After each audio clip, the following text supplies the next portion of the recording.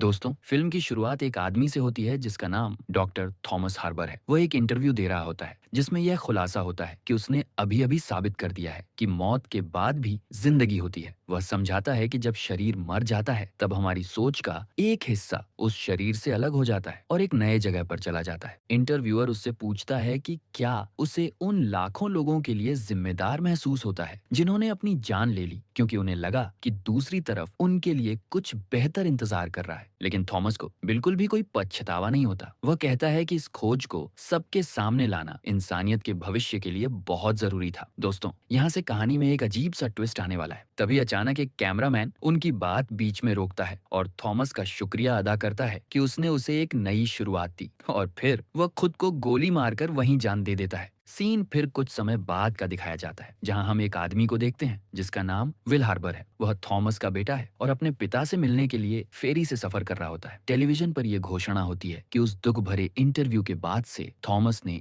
1 साल और आधा साल तक कोई पब्लिक अपीयरेंस नहीं दिया है। यह भी बताया जाता है कि तब से लेकर अब तक मौत के बाद वाली दुनिया तक पहुंचने की कोशिश में अपनी जान लेने वालों की संख्या 4 मिलियन तक पहुंच चुकी है। ये बात विल को स्पष्ट रूप से परेशान कर देती है और वह गुस्से में टेलीविजन बंद कर देता है। तभी एक और मुसाफिर जिसका नाम इस्लाह है कहती है कि वह टेलीविजन देख रही थी, इसलिए विल उससे बात करने के लिए आगे बढ़ता है। वह कहता है कि इस्लाह उसे बहुत पहचानी हुई लगती है, जो अजीब है क्योंकि वह पहली बार मिल रहे होते हैं। दोस्तों, यह पहचान का राज बाद में खुलेगा। दोनों थॉमस की खोज के बारे में बात करते हैं जिसे डिस्कवरी कहा जाता है। इस्लाह कहती है कि उसके लिए यह दर्द से आसान छुटकारा पाने का तरीका है। विल, जो दिमाग का डॉक्टर है, शक में रहता है और कहता है कि डिस्कवरी के पक्ष में जो सबूत हैं वे पूरे तरह से पक्के नहीं हैं। दोनों के विचार अलग अलग होते हैं। इस्लाम मौत के बाद दूसरा मौका मिलने पर विश्वास करती है, जबकि विल नहीं करता। कुछ देर बाद वह दोनों एक आइलैंड पर पहुंचते हैं और अपने अपने रास्ते चल पड़ते हैं,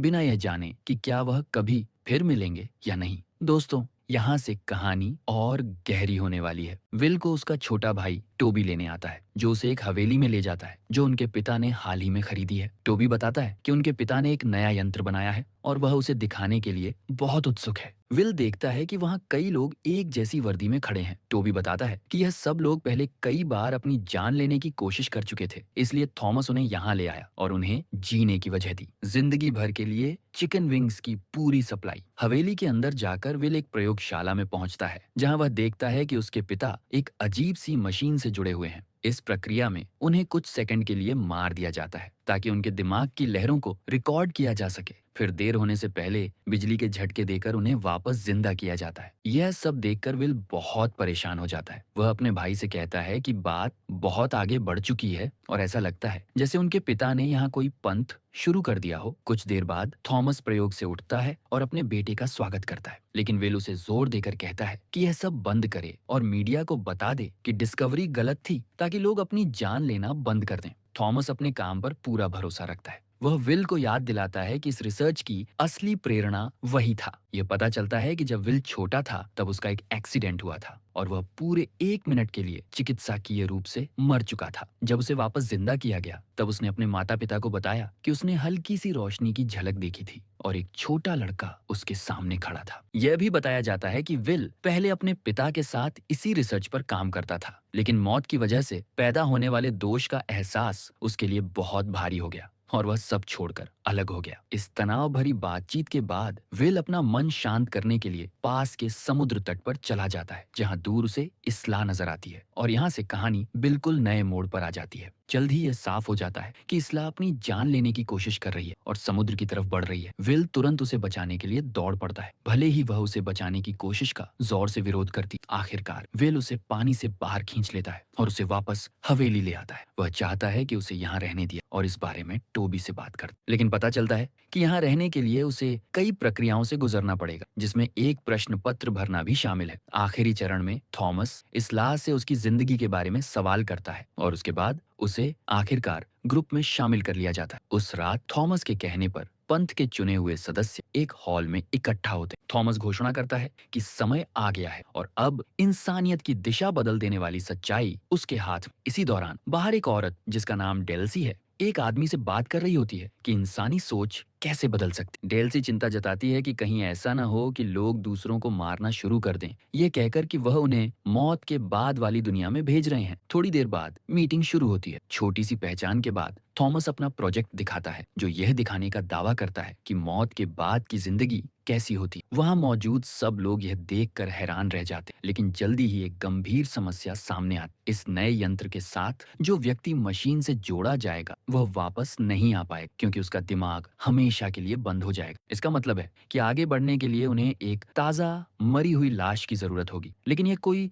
बड़ी समस्या नहीं लगती, क्योंकि हर दिन कई लोग अपनी जान ले लेते हैं। कुछ चर्चा के बाद वह फैसला करते हैं कि एक शव घर से हाल ही में मरे हुए व्यक्ति की लाश लाएंगे। यह काम टोबी, इसला और विल को दिया जाता है। जल्द ही वह लोग शव घर पहुंच जाते हैं। टोबी वहां के कर्मचारियों का ध्यान भटकाता है, जबकि इसला और विल अंदर जाकर लाशों को देखना शुरू करते हैं। आखिरकार वह एक आदमी जिसका नाम फिलिप्स है, उसकी लाश चुन लेते हैं और बिना किसी को पता चले उसे वहां से चुरा लेते। उस रात इसला को जो कमरा दिया जाता है वह उसे पसंद नहीं आता, इसलिए वह विल के कमरे में चली जाती और उसके खाली पलंग पर सो जाती। दोनों अपने अपने पलंग से बात करना शुरू करते हैं और तब थॉमस के इरादों के बारे में एक चौंकाने वाली बात सामने आती। विल बताता है कि डिस्कवरी के आविष्कार से कई साल पहले उसकी माँ ने दुख भरे तरीके से अपनी जान ले ली। वह उनकी शादी की सालगिरह का दिन था, लेकिन थॉमस अपने काम में इतना डूबा हुआ था कि वह अपने कमरे से बाहर नहीं निकला। इसलिए उसकी पत्नी ऊपर गई और नहाने के टब में चली गई। विल फिर मानता है कि अगले दिन उसने ही अपनी माँ का बिना जान का शरीर देखा था। उसे लगता है कि शायद इसी वजह से उसके पिता मौत के बाद की जिंदगी साबित करने में इतने जुनूनी हो गए, ताकि वह जान सकें कि उनकी पत्नी कहीं पहुंची या नहीं। अगले दिन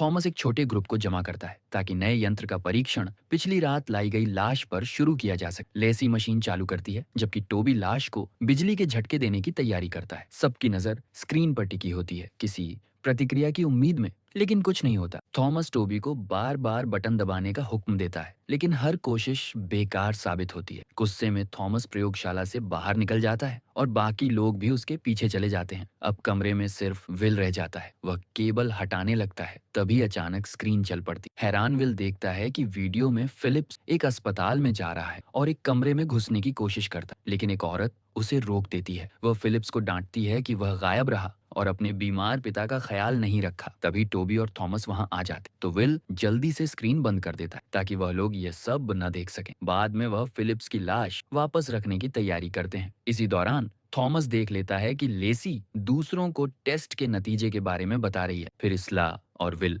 लाश को वापस शवघर ले जाते हैं। वह उसे दरवाजे पर रख देते हैं और देखते हैं कि कर्मचारी उसे अंदर ले जाते। कुछ पल बाद इसला अचानक विल को चुंबन देती। उसके बाद दोनों गाड़ी में चुपचाप बैठकर वापस चले जाते हैं। हवेली वापस आने के बाद भी विल स्क्रीन पर देखी हुई तस्वीरों को भूल नहीं पाता, इसलिए वह वीडियो को अपने लैपटॉप में डाल लेता है और उसे देखना जारी रखता। जल्द ही उसे पता चलता है कि फिलिप्स जिस अस्पताल गया था वह यहीं पास में है, इसलिए वह खुद वहां जाने का फैसला करता है। वहां पहुंचकर विल वीडियो में दिखाए गए कमरे को ढूंढने लगता है, लेकिन उसे वह नहीं मिलता। इसलिए वह एक सफाई कर्मचारी से पूछता है। आदमी बताता है कि वह वार्ड 10 साल पहले अस्पताल की मरम्मत से पहले था। यह सुनकर विल को समझ आ जाता है कि मशीन मौत के बाद की दुनिया नहीं दिखा, बल्कि दिमाग के गहरे हिस्सों में छुपी हुई यादें रिकॉर्ड करती हैं। बाद में हवेली में थॉमस सबको हॉल में इकट्ठा करता है और हैरानी की बात यह है कि वह लेसी को स्टेज पर बुलाता है। फिर वह सबके सामने उसे नीचा दिखाता है और बताता है कि उसने उसे जंगल में एक बंदूक से अपने दिल पर निशाना लगाए हुए पाया। वह कहता है कि उसने उसकी देखभाल की और उस पर आरोप लगाता है कि वह उसके यंत्र की असफलता के बारे में दूसरों को बता रही थी। घबराकर लेसी कहती है कि यह बस मुंह से निकल गया था और माफी मांगती है, लेकिन थॉमस ठंडे अंदाज में उसे अपना सामान बांधने को कहता है और हवेली से निकाल देता है। इससे लेसी टूट सी जाती। बाद में विल इसला से मिलता है और आखिरकार उसे फिलिप्स का वह वीडियो दिखाता है जो उसने देखा था। वह कहता है कि यह सिर्फ उसकी यादें हैं, मौत के बाद की जिंदगी नहीं। वह यह भी बताता है कि उसने अस्पताल में जांच की और पता चला कि फिलिप्स के पिता 13 साल पहले वहां भर्ती थे, लेकिन इसलाह कहती है कि परीक्षण पक्के होने चाहिए और वह एक महत्वपूर्ण बात की तरफ ध्यान दिलाती। वीडियो में फिलिप्स के हाथ पर जो टैटू है वह उस लाश पर बने टैटू से अलग है जो उसने देखा था। यह बात उन्हें आगे जांच करने का एक ठीक कारण देती है, इसलिए वह फिलिप्स के पिता के पते पर जाने और उसके परिवार से मिलने का फैसला करते हैं। लेकिन वहां जाने से पहले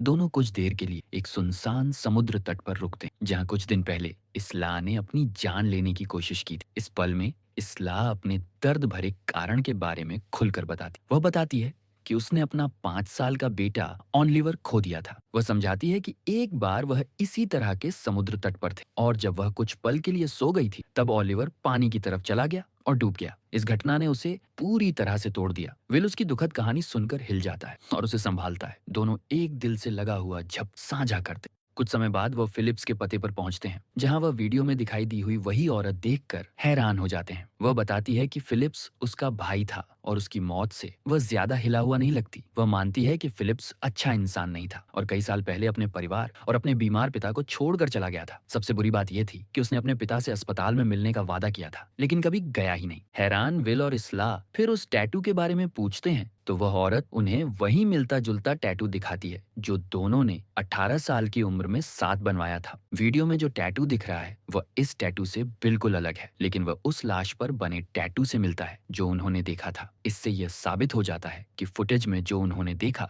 वह कोई याद नहीं थी, क्योंकि फिलिप्स असल में कभी अस्पताल अपने पिता से मिलने गया ही नहीं था। इसके बाद इस्ला और विल हवेली वापस लौट आते हैं और दोनों के दिमाग में अब भी वीडियो का राज घूम रहा होता है। एक बात से दूसरी बात बढ़ती है और दोनों एक दूसरे के करीब आ जाते हैं। लेकिन उनका यह पल टूट जाता है जब टोबी अचानक अंदर आता है और चिल्लाता है कि उनके पिता मरने वाले हैं। थॉमस ने खुद को मशीन से जोड़ लिया है, जानबूझकर अपनी जान खत्म करने की कोशिश में, ताकि वह साबित कर सके कि उसका आविष्कार काम करता है। सब लोग दौड़कर प्रयोगशाला में पहुंचते हैं, जहां वे देखते हैं कि थॉमस तारों से बंधा हुआ मौत के करीब है। तभी कुछ अजीब होता है जब स्क्रीन पर फुटेज दिखाई देती है जिसमें विल की मां नजर आती है। वह थॉमस को खाने के लिए बुला रही होती है, लेकिन वह अपने काम में पूरी तरह डूबा होता है। पता चलता है कि यह वही रात की फुटेज है जो उनकी सालगिरह की थी, जब उसने अपनी जान ले ली थी। लेकिन हैरानी की बात यह है कि इस बार थॉमस अपने कमरे से बाहर आता है और अपनी पत्नी को ऊपर जाने से रोक लेता है। वह कहता है कि उसका काम रुक सकता है और दोनों साथ में खाना खाने का सुझाव देता है।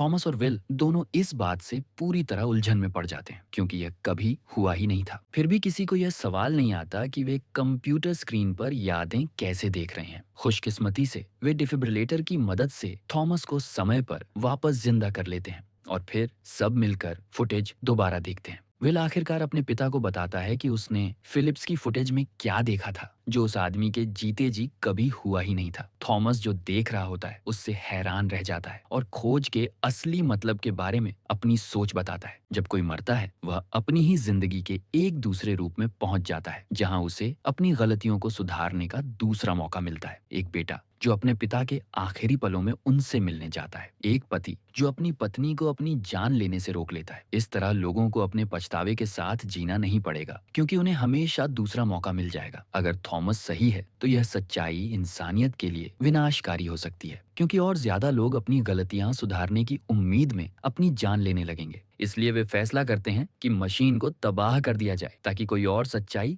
न जान सके। बाद में थॉमस पंथ के सदस्यों को जमा करता है और घोषणा करता है कि वह प्रोजेक्ट को आगे नहीं बढ़ाएगा। इससे सब लोग उलझन में पड़ जाते हैं, लेकिन थॉमस कुछ समझा पाता उससे पहले ही लेसी अचानक आ जाती है और इस्लाह को गोली मार देती है। वह घबराहट में अपने काम को सही ठहराने की कोशिश करती है, यह कहकर कि उसने इस्लाह की जान नहीं ली बल्कि उसे मौत के बाद वाली दुनिया में भेजा है। वह चीखने लगती है और कहती है कि उसे सिर्फ थॉमस के पास अपनी जगह चाहिए। टोबी जल्दी से उसे वहां से ले जाता है, जबकि घबराया हुआ विल मर रही इस्लाह को संभालने की कोशिश करता है। इस्लाह कहती है कि अब वह मरना नहीं चाहती, लेकिन दुखद तरीके से वह विल की बाहों में दम तोड़ देती है और विल पूरी तरह टूट जाता है। दृश्य कुछ दिन बाद का दिखाता है, जहां विल अब भी अपनी मोहब्बत के गम में डूबा हुआ और अपने कमरे से बाहर तक नहीं निकलता। वह थॉमस और टोबी को इस्लाह के परिवार से संपर्क करने की बात करते सुनता है ताकि वे उसकी लाश ले जा सकें। तब पता चलता है कि विल ने खुद को मशीन से जोड़ लिया है, क्योंकि वह मौत के बाद वाली दुनिया में जाकर इस्लाह को बचाना चाहता है। कुछ पल बाद